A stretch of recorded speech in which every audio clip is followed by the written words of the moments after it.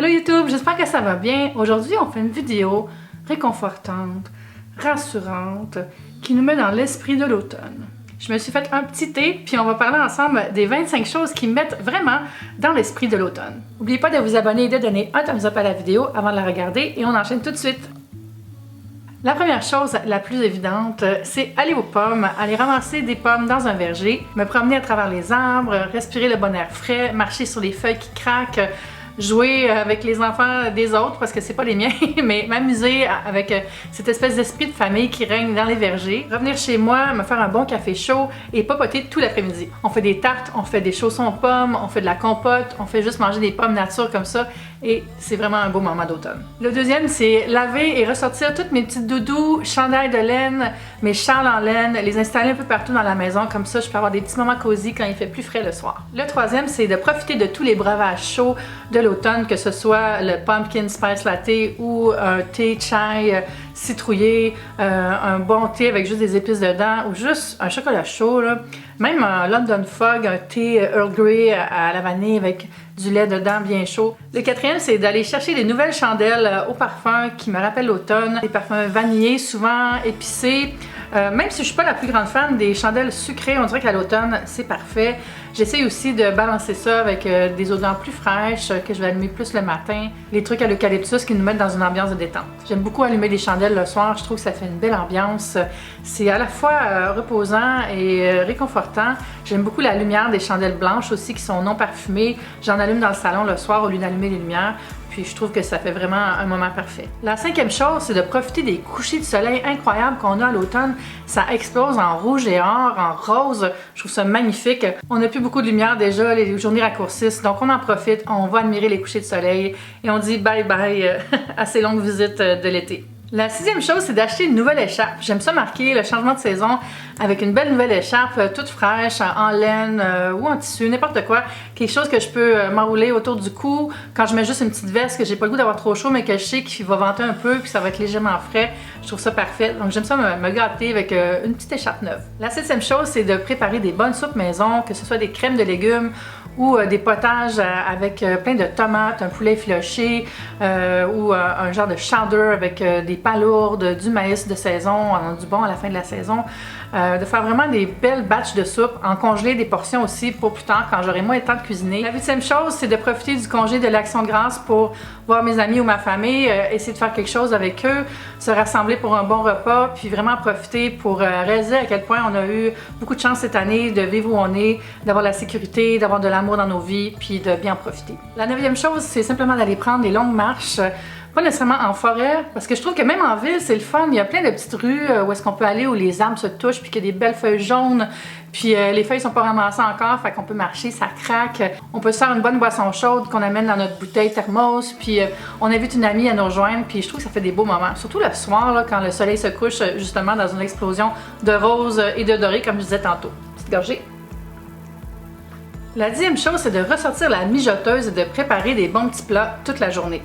Et par toute la journée, je veux dire, dans le fond, mettre des aliments dans la mijoteuse le matin, puis le soir, avoir un bon repas. Il y a plein de belles recettes qu'on peut faire pour des mijotés. Ça peut être des mijotés aux légumes, avec du tofu, avec du poulet. On peut faire des soupes. On peut même faire son gruau dans la mijoteuse. J'ai d'ailleurs un tableau sur Pinterest où il y a plein de recettes à faire à la mijoteuse ou avec un Instant Pot, si vous préférez. C'est un peu la même chose. C'est pas pareil, là, mais la même dynamique. Donc, je vais mettre le lien en bas si vous voulez aller vous abonner. La 11e chose, c'est de passer la journée au lit par jour de pluie et à écouter du Netflix.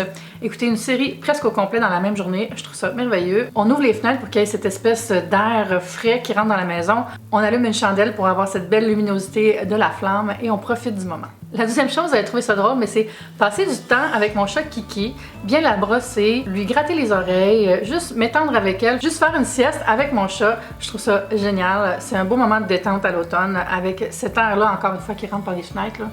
J'adore ça. La 13e chose, c'est faire du pain maison et faire des muffins, remplir mon congélo avec des bonnes choses faites à la main chez moi, dont je connais le contenu, rajouter des ingrédients vraiment de saison, faire par exemple des muffins avec du zucchini râpé ou de la citrouille.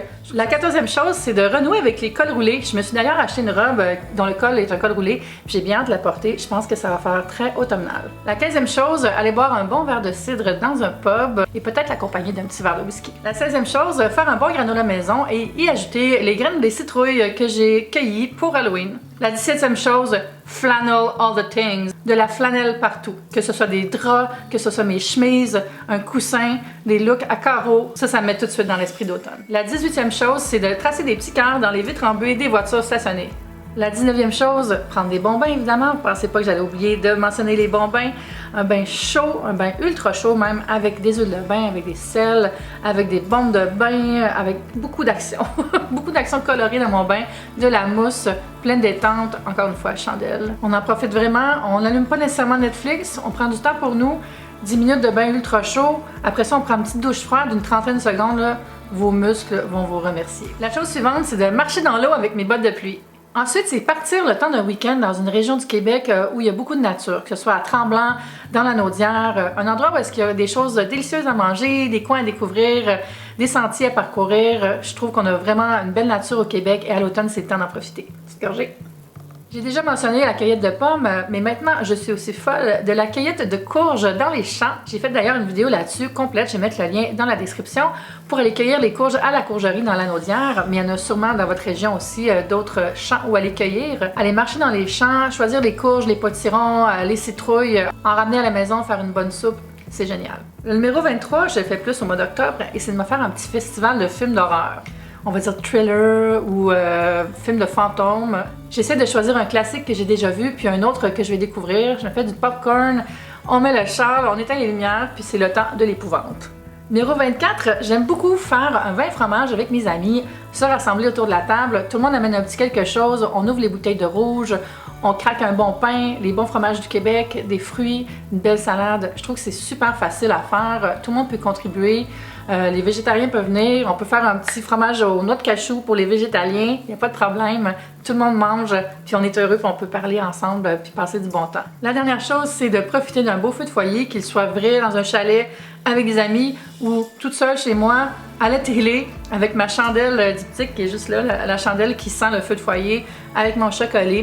Puis juste regarder les flammes brûler, ça c'est vraiment un moment que j'adore à l'automne. J'espère que vous trouvez des moments inspirants dans votre saison cette année. Vous pouvez laisser dans les commentaires ce que vous aimez faire à l'automne. Vous pouvez aussi donner un petit thumbs up à la vidéo et vous abonner si ce n'est pas encore déjà fait. On se voit bientôt pour une prochaine vidéo. Bye!